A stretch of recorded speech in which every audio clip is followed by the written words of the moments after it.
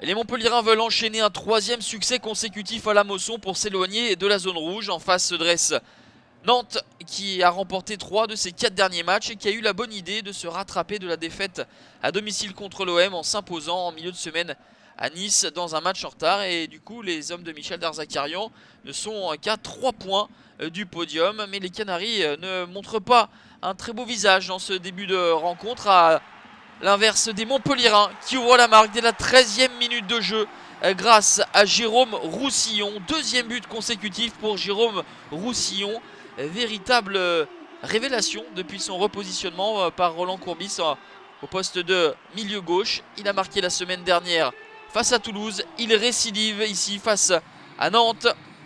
Mais quelle diagonale, quelle passe au préalable de Mamadou Ndiaye. Ensuite Roussillon effectue le geste juste du contrôle jusqu'à l'élimination de Riou. Une réaction des Nantais, le centre d'Odel, le ballon mal renvoyé par la défense montpelliéraine et c'est Adrien Thomasson qui trouve le poteau de Laurent Pionnier. Il n'en revient pas, Michel Darzacarian, de voir ce cruel manque de réussite de la part de ses hommes.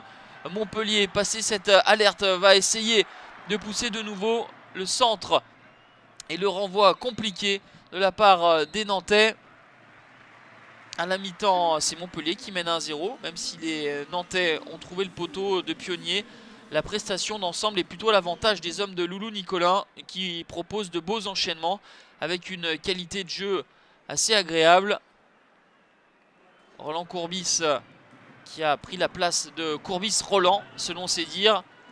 Comprenez que les Montpelliérains sont métamorphosés depuis quelques journées, mais ils vont devoir s'incliner sur cette inspiration de Yacine Bamou, l'homme en forme côté nantais, auteur de 4 buts sur les 6 derniers matchs. Il égale son total de la saison passée.